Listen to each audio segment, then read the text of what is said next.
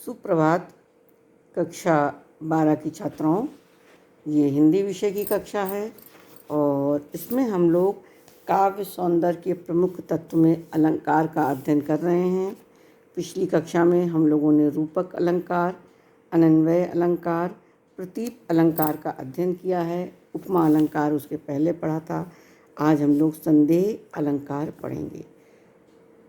तो जैसा कि संदेह कुछ शक होना अर्थ से स्पष्ट है, तो इसकी परिभाषा ये है कि जहाँ किसी वस्तु की समानता अन्य वस्तु से दिखाई पड़ने पर यह निश्चित न हो पाए कि यह वस्तु वही है या अन्य कोई, वहाँ संदेह अलंकार होता है। जहाँ किसी वस्तु की समानता अन्य वस्तु में दिखाई पड़ने से यह निश्चित न हो पाए कि यह वस्तु वही वस्तु है या कोई अन्य है, वहाँ संदेह अलंकार होता है।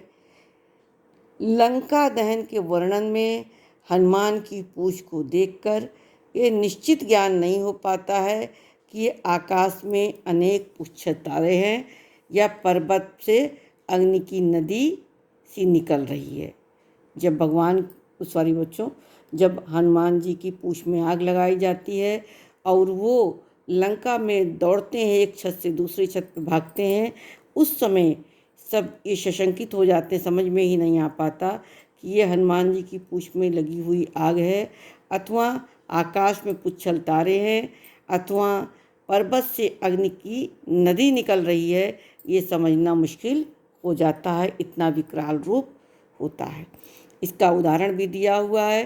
केदो व्योम वीतिका भरे हैं भूरी से धूमकेतु, केंदो चली मेरु तय कृष्णानु सारी भारी है।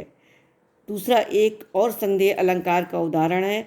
नारी बिच सारी है कि सारी बिच नारी है, नारी सारी की सारी ही की नारी है कि नारी ही की सारी है। ये उस समय का वर्णन है जब दुशासन द्वारा द्रौपदी का चिरहरण हो रहा था और साड़ी खींचते जा रहे थे, तो लोग सशंकित हो गए कि समझ ही नहीं आ रहा कि साड़ी के बीच में नारी है कि नारी ही के बीच में साड़ी है, कि साड़ी की नारी ही साड़ी है कि साड़ी ही नारी ही, कुछ समझ में नहीं आ रहा। तो इसी समय कहा गया था नारी बिच साड़ी है कि साड़ी बिच नारी है, कि साड़ी ही की नारी है कि नारी ही की साड़ी है। ठीक है, ये है। तो संदेह यानी शक हो, विश्वास न हो पाए कि है क्या। फिर है भ्रांतिमान अलंकार।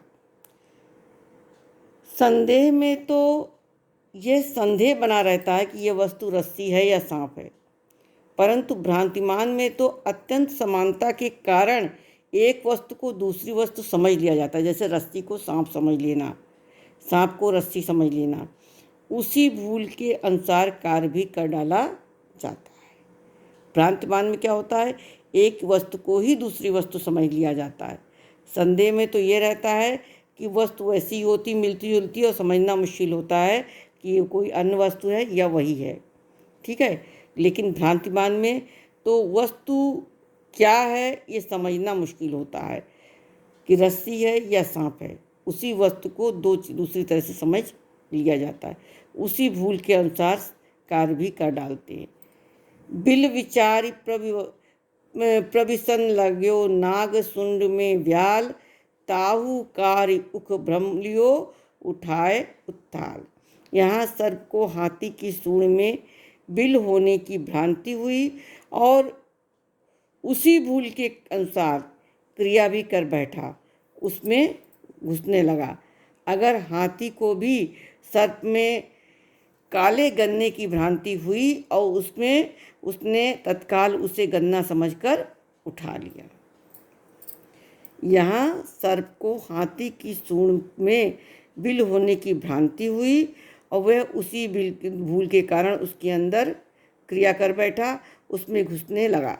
और उधर हाथी को भी सर्प में काले गन्ने की भ्रांति हुई और उसने तत्काल उससे गन्ना समझकर उठा लिया।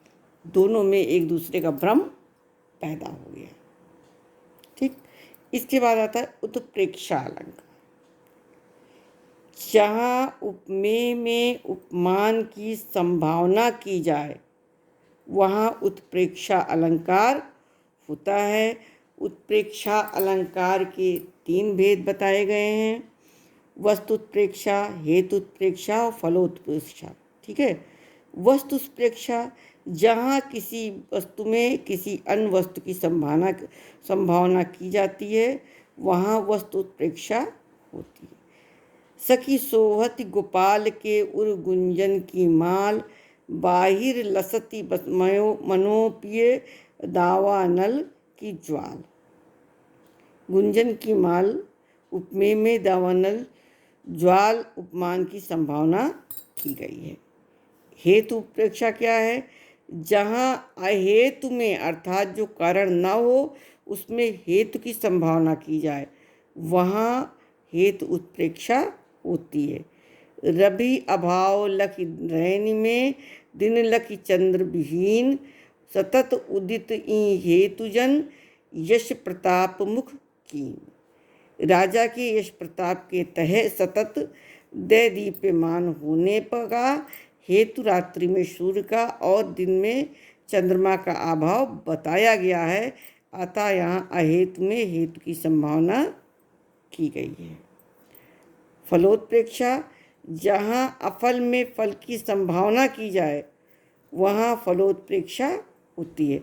जैसे तरणी तनुजा तट तमाल तरवर बहुचाए, झुके कूल सो जल पर सनहित मनहु सुहाए। यहाँ तमालों को झुके हुए होने का पवित्र जमुना जल स्पर्श का पुण्य लाभ प्राप्त करना फल या उद्देश्य बताया गया है। यहाँ पर अफल को फल मान लेने का फलोत्प्रेक्षा अलंकार कहा गया है। इसी क्रम में आगे देखिए दृष्टांत अलंकार। जहाँ उपमेय और उपमान के साधारण धर्म में भिन्नता होते हुए भी बिंब प्रतिबिंब भाव से कथन किया जाए वहाँ दृष्टांत अलंकार होता है। जहाँ उपमेय व उपमान के साधारण धर्म में भिन्नता होते हुए भी बिंब प्रतिबिंब भाव के से कथन किया जाए वहाँ दृष्टांत अलंकार होता है। इसका उदाहरण देखिए। दुसह दुराज प्रजान को क्यों न बढ़ई दुख द्वंद, अधिक अंधेरो जग करत मिली अमावस रवि चंद। कहते हैं दुसह दुराज प्रजान को क्यों न बढ़ई दुख द्वंद। कहते हैं यदि किसी राज्य का राजा बुरा होता है और प्रजा को कष्ट देने वाला होता है तो बहुत ही एक तो द्वंद्व की स्थिति, ऊपर से राजा भी बहुत ही कठोर हो तो दुख का कारण होता है। ये उसी प्रकार से है जैसे अगर संसार में अमावस्या की रात को अंधेरा हो और उसमें भी अगर चंद्रमा और सूर्य दोनों मिल जाए अर्थात चंद्र ग्रहण लग जाए तो क्या होता है और अधिक अंधेरा बढ़ जाता है। ठीक। अब एक और अलंकार बचा है, इसको भी आपको अतिशयोक्ति अलंकार। ये अतिशयोक्ति यानी किसी चीज़ का अत्यधिक अतिक्रमण हो जाना। जहाँ किसी वस्तु को इतनी अधिक प्रशंसा की जाए कि लोक मर्यादा का अतिक्रमण हो जाए वहाँ अतिशयोक्ति अलंकार होता है। जहाँ किसी वस्तु की इतनी अधिक प्रशंसा की जाए कि लोक मर्यादा का अतिक्रमण हो जाए वहाँ अतिशयोक्ति अलंकार होता है।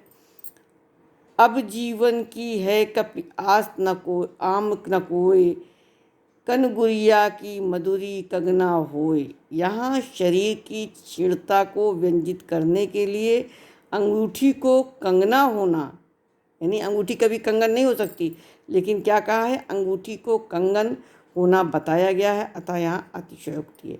यानी इतने दुबले हो गए कि अंगूठी को कंगन के समान पहन लिया। बच्चों आपका अलंकार पूरा हो गया। अगली कक्षा में हम लोग छंद पढ़ेंगे। आप लोग बहुत ही सावधानी से इसको पढ़ लीजिएगा और समझ लीजिएगा। अपनी कॉपी में लिख करके याद भी कर लीजिए। धन्यवाद।